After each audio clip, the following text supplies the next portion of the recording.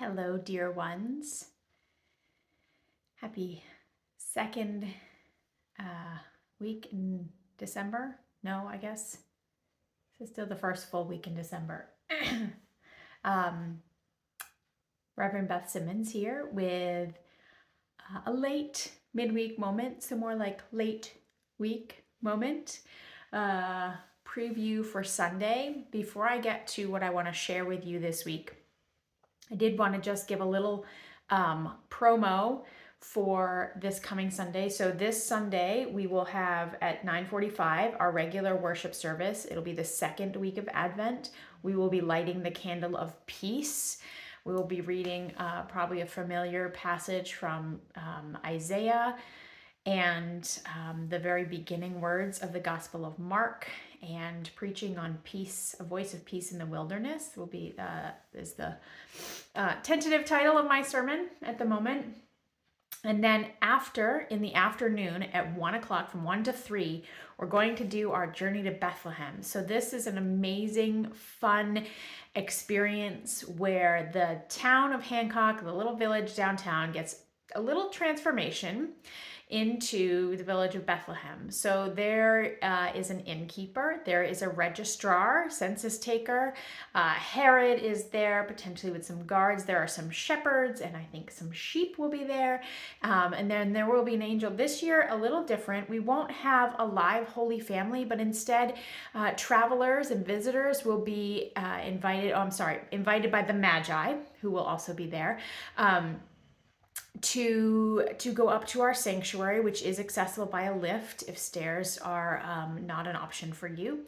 And in our sanctuary, we will have set up all our creches, all our nativity scenes. And we've got probably about 30 of them from around the world. And so visitors will be invited to really enter into that quiet space. I will be there with an angel to answer questions, to talk about these scenes, to offer little tidbits of information, but just an opportunity to see how the Holy Family is viewed in different cultures and throughout the years, and just really enter in that space. And there will also be an opportunity to leave prayers, to light a candle at the feet of baby Jesus in the manger. Not a real baby doll Jesus, but a representation of Christ being born into the world, and what our hopes and dreams and prayers are for that. So this week I wanted to share a poem with you. I went to an amazing concert last night in Peterborough, and it was sponsored by the Mariposa Museum, which is an amazing resource that we have in our community, a multicultural museum, and co-sponsored by the Unitarian Universalist congregation there.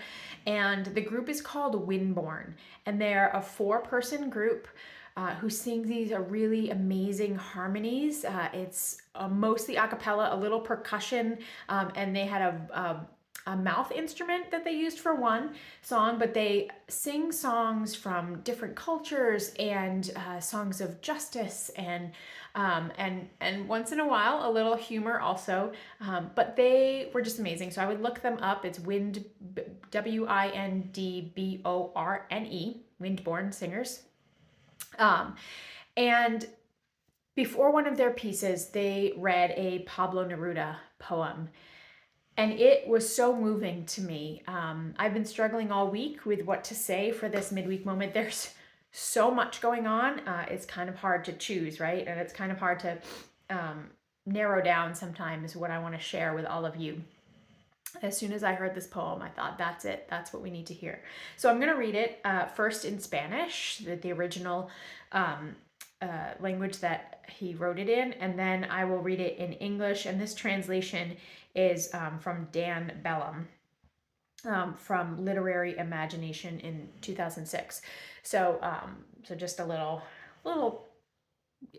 resource information there for you. But so this is called, in Spanish, a callarse, and in English it's called Keeping Still. So I invite you to settle into a place, and if you can hear it, my dog is snoring in the background. So if you hear a little noise, that's what that is.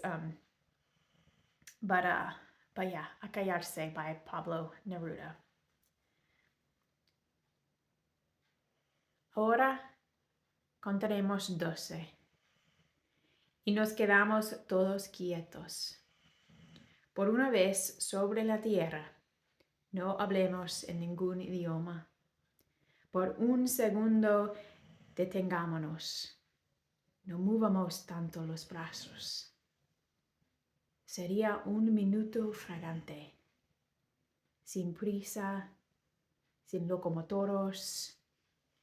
Todos estaríamos juntos en una inquietud instantánea.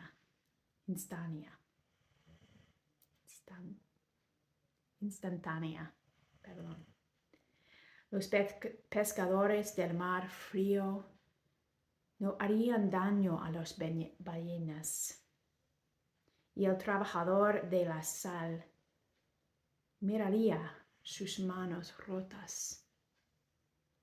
Los que preparan guerras verdes, guerras de gas, guerras de fuego, victorias sin sobrevivientes. Se pondrían un traje puro y andarían con sus hermanos por la sombra sin hacer nada. No se confunda lo que quiero con la inacción definitiva. La vida es solo lo que se hace. No quiero nada con la muerte. Si no pudimos ser unánimes, moviendo tanto nuestras vidas, tal vez no hacer nada una vez. Tal vez un gran silencio pueda interrumpir esta tristeza, este no entendernos jamás y amenazarnos con la muerte. Tal vez la tierra nos enseñe cuando todo parece muerto y luego todo estaba vivo. Ahora contaré hasta 12 y tú callas y me voy. Keeping still. Now we will count to 12 and let's keep quiet. For once on earth, let's not talk in any language. Let's stop for 1 second and not move our arms so much. A moment like that would smell sweet. No hurry, no engines. All of us at the same time, in need of rest. Fishermen in the cold sea would stop harming whales, and the gatherer of salt would look at his hurt hands. Those who prepare green wars, wars with gas, wars with fire, victories with no survivors, would put on clean clothes and go for a walk with their brothers out in the shade, doing nothing. Just don't confuse what I want with total inaction. It's life and life only. I'm not talking about death. If we weren't so single-minded about keeping our lives moving and could maybe do nothing for once, a huge silence might interrupt this sadness of never understanding ourselves, of threatening ourselves with death. Perhaps the earth could teach us. Everything would seem dead and then be alive. Now I will count up to 12, and you keep quiet, and I will go.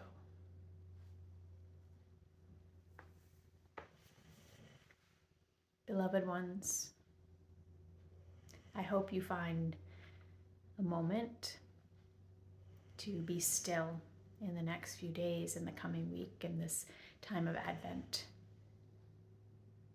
that you can count to 12 and be still and consider what might happen if we all took that opportunity.